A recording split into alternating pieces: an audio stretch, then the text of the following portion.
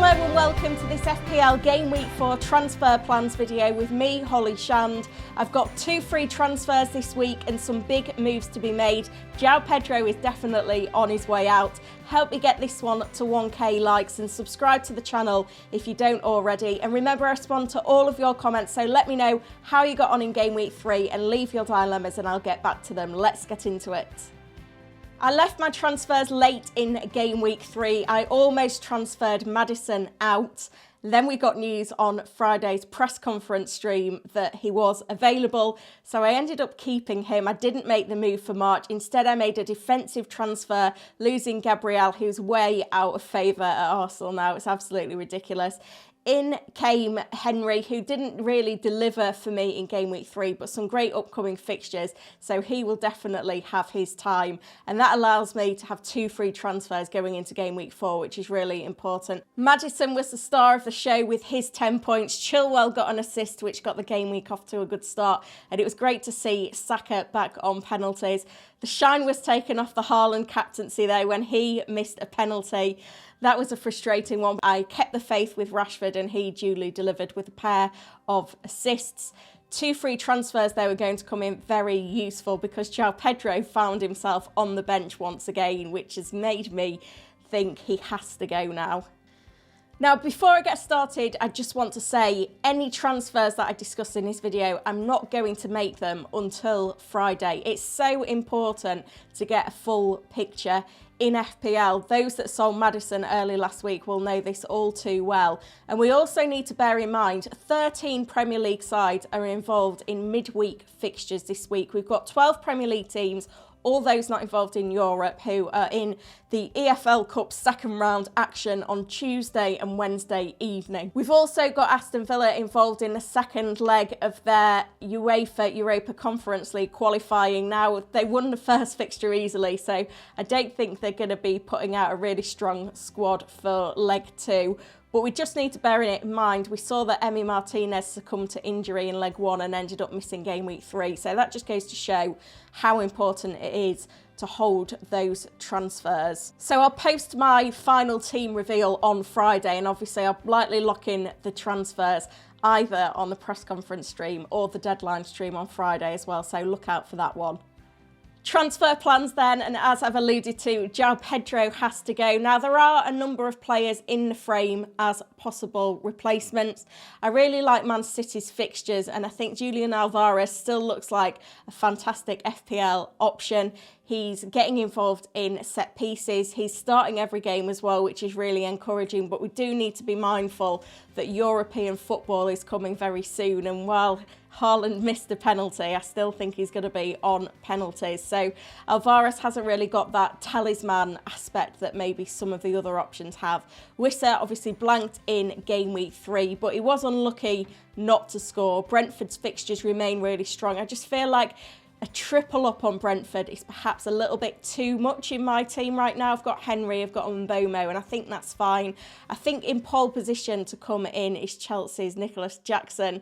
He's a player that's been on my radar, but I was a little bit concerned that he wasn't off the mark yet, and that felt really important for him to get his first goal for Chelsea. Obviously, impressed again in the game against Luton. Some great link-up play with Raheem Sterling is certainly encouraging.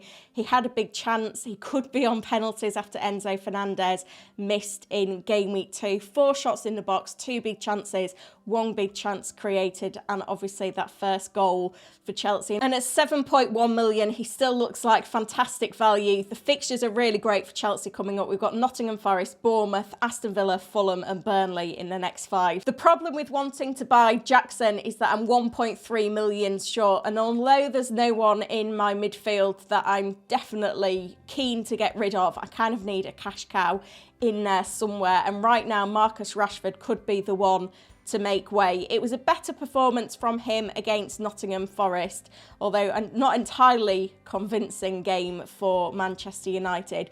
But I don't feel like he's the Manchester United midfielder I want to own long term. Bruno Fernandes looks far livelier in terms of his key passes, his creativity, but also his shot volume as well. So I think looking at Manchester United's fixtures, Arsenal away up next, followed by Brighton at home, I think I can forego Manchester United coverage for the next 2 games, and then maybe I can look for a route to get in Bruno Fernandes down the line. So that's the move that I'm looking to make in midfield to fund Jackson. Now, there's a few players that could come in. I've had a look at Phil Foden, obviously found himself on the bench against Sheffield United, having had illness. Again, fantastic player, his creativity is way up there.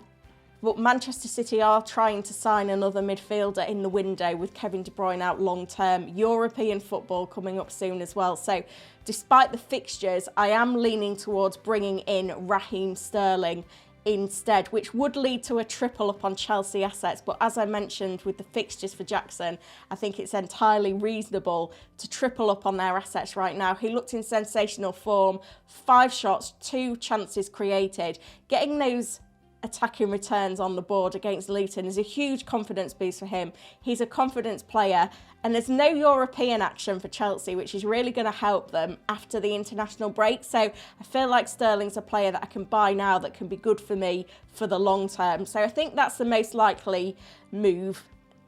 I could potentially sell Mo Salah over Rashford. I am keeping in mind those rumours of a potential move to Saudi.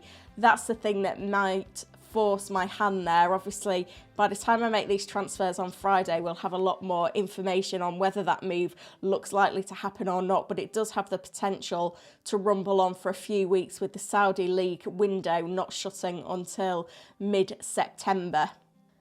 Now, I ran my team through the AI recommended transfers on Fantasy Football Hub. You can do this as well using the link in the description to this video. And reassuringly, the recommendations were to sell Rashford for Foden in order to get the funds to go from Joao Pedro to Jackson. So my planned moves are very similar to these. So it's nice to just sense check that. And when I ran this through the ratings, it upgraded my game week rating from 93% to 97% for game week 4 with a predicted points of 68.9.